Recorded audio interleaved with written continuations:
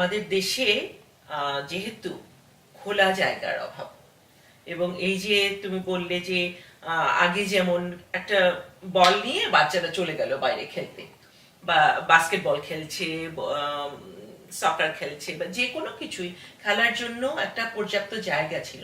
এখন আমরা নগরায়নের কারণেই আমরা এই সুবিধাগুলো থেকে খুব সাধারণ ঘরের বাচ্চারা বঞ্চিত হচ্ছে, যারা কোনো ক্লাবের সাথে নাই, যারা কোনো ক্রীড়া প্রতিষ্ঠানের সাথে যুক্ত না, তাদের জন্য এই যে মানে স্পোর্টসটাকে নিয়ে মেতে থাকাটা, এবং এটার সাথে আর একটা যেটি আসে সেটি হচ্ছে ড্রাগ, ডিপ্রেশন। তো এই দুটো জিনিস থেকে তুমি এই প্রজন্মের বাচ্চাদেরকে কিভাবে তুমি বের করে নিয়ে আসবা? এই মানে এটার সাথে তো নিশ্চয়ই মানে তোমার ক্রীড়া একটা বিশাল ভূমিকা রাখে। তো শুনি তোমার ইয়ে। তো থ্যাংক ইউ, আমি আপনাকে থ্যাঙ্কস জানাচ্ছি বিশেষ করে এই ইস্যুটা নিয়ে কথা বলার জন্য। আসলে হয়েছে কি, আমাদের সোসাইটিতে বিশেষ করে আমাদের এল্ডার জেনারেশন এই মেন্টাল চ্যালেঞ্জ, বিষণ্ণতা, ডিপ্রেশন এগুলো নিয়ে কেউ কথা বলতে চায় না। অলমোস্ট একটা ট্যাবু সাবজেক্ট হয়ে গেছে আমাদের সোসাইটিতে।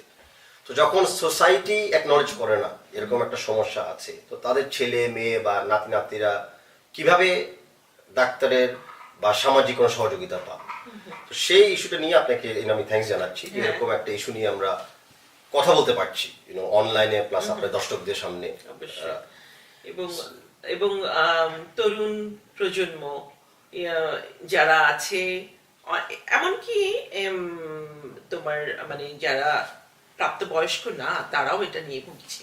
জি। এবং আমাদের অনেক মা আছেন, অনেক বোন আছেন, অনেক প্রাপ্তবয়স্করাও আছেন এটার মধ্যে। তো এই বিষয়টি নিয়ে অনেক বেশি, এটার জন্যই আমার প্রশ্ন যে তুমি কি ভাবছো, একটু শুনি তোমার। হ্যাঁ, ডেফিনেটলি। সো সেই জায়গাতে মানে প্রথমে হলো আমাদের অ্যাকসেপ্ট করতে হবে যে মেন্টাল হেলথ একটা বড় issue, and mental health is a medical issue. এটাকে কিন্তু মানে ক্রিমিনালাইজ করাও যাবে না, আবার আনসোশ্যাল বিহেভিয়ার দেখা যাবে না। একটা মেডিকেল ইস্যুকে আমি মনে করি যে মেডিকেল ভাবে আমরা দেখি, তাহলে এটা নিয়ে কোনো সমস্যা হওয়ার কথা না।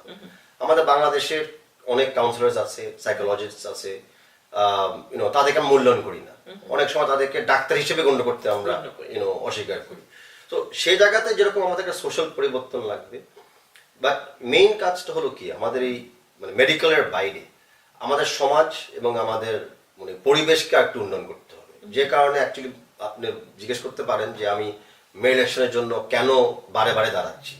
কারণ আমি মনে করি এরকম যদি আমাদের একটা উন্মুক্ত পার্ক, হাঁটার জায়গা, বিনোদনের জায়গা, স্পোর্টসের জায়গা আমি যদি তৈরি না করি, সবাই যে খালি ক্লাবে বা প্রফেশনাল অ্যাক্টিভিটি জড়িত থাকবে সেটা কিন্তু না।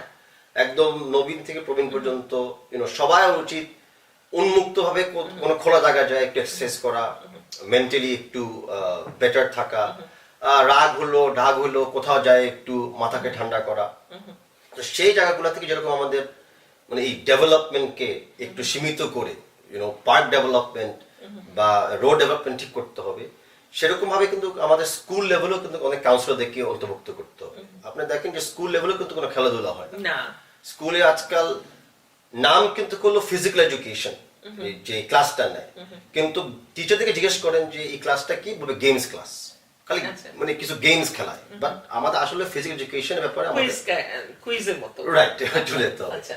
তো সেই জায়গা থেকে মনে করি যে আমাদের মেন্টাল ডিপ্রেশনকে অ্যাটাক করার জন্য, যেটা থেকে এখন সুইসাইড বেড়ে যাচ্ছে, যেটা থেকে এখন ড্রাগ অ্যাবিউজ বেড়ে যাচ্ছে, সেগুলোকে অ্যাটাক করার জন্য কিন্তু মেন্টালি হেলথি বাংলাদেশ গড়ে তুলতে হবে।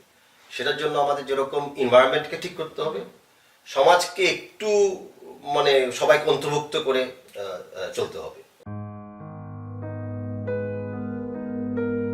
এবারে শুনবো আপনার কথা।